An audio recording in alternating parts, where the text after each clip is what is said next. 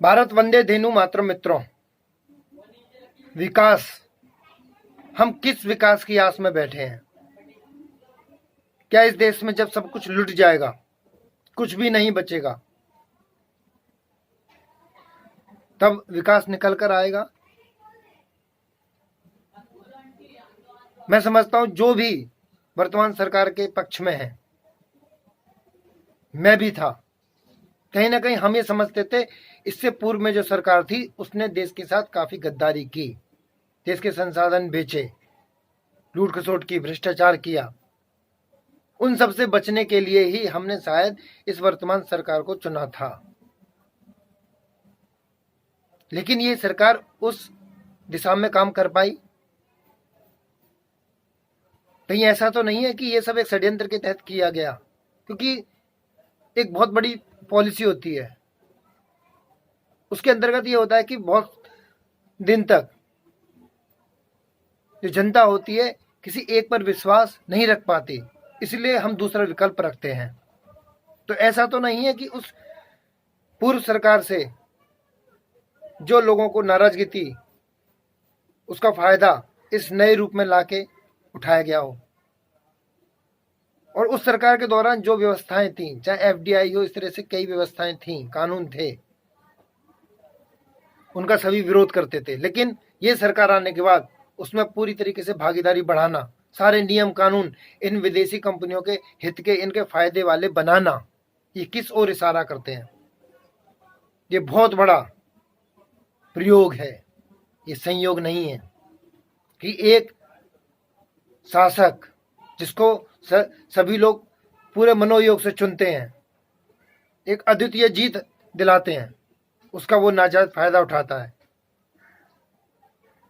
क्योंकि किसी भी देश को चलाने के लिए अन्नदाता, किसान और व्यापारी, इनकी आवश्यकता होती है, ये उसका आधार होते हैं। और इस देश में इन दोनों की ही उपेक्षा है। पहले नोटबंदी के माध्यम से पूरे देश का पैसा कब्जा कर लिया गया। जब लोगों की परचेजिंग पावर ही नहीं रहेगी, उनके पास कुछ होगा नहीं, तो वो खरीदेंगे कहां से? जीएसटी के माध्यम से व्यापार को पूरी तरीके से खत्म करने की कोशिश की गई, और जो कि अभी जारी है। रही बची कसर, तो इस कोरोना के इफेक्ट से जो लॉकडाउन हुआ है, ये एक बहुत बड़े षड्यंत्र की ओर इशारा कर रहा है।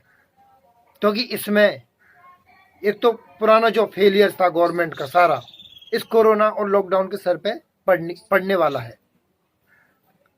सारे जो सवाल थे, बेरोजगारी, महंगाई, जीडीपी, वो सारे इस कोरोना के सर पर फूट गए। अब कोई इनसे सवाल नहीं पूछेगा। लेकिन आप सभी ने कभी विचार किया है, ये जो लॉकडाउन चल रहा है और इसको बराबर बढ़ाया जा रहा है, इससे एक तो फायदा है कि कम से कम पूरे देश में जो प्राकृतिक जो पर्यावरण है, नेचर है, वो बहुत फिल्टर हो चुकी है, साफ सुथरी है। लेकिन कब तक? क्योंकि व्यक्ति जब लॉकडाउन खुलेगा तो फिर अपने पुराने रूप में आ जाएगा, तो फिर वो इस प्रकृति का शोषण करना शुरू कर देगा और ये पुनः गंदी हो जाएगी। लेकिन जो दूसरा पक्ष है, लॉकडाउन की वजह से जो मध्यम वर्ग और छोटे वर्ग का जो व्यापारी है, उसका क्या होगा? अभी आप लोगों को हो सकता है अपनी मोदी भक्ति में, जिसे आप देशभक्ति समझते हो, ये चीज समझ में नहीं आ रही हो। क्योंकि जो सवाल पूछता है वही देशद्रोही, और रावण राज उसी को कहते हैं जहां सवाल पूछने की इजाजत ना हो। जो सवाल पूछेगा वो देशद्रोही कहलाएगा। लेकिन एक बात ध्यान रख लो, भविष्य दूर नहीं है, यह आपको भी समझ में आ रहा है कि आज भी कुछ विदेशी कंपनियों के आउटलेट खुले हुए हैं और हमारे इंडियन बिजनेसेस के छोटे छोटे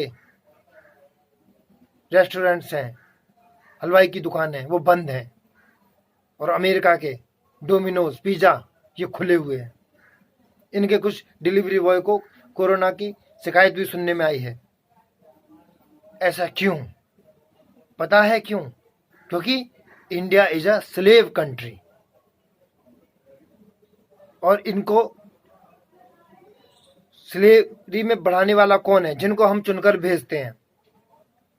उन्हें ये दास्ता इतनी प्रिय है कि वो उन्हीं अपने आकाओं के लिए सारे नियम कानून बनाते हैं, उन्हीं के हित के लिए सारे काम करते हैं।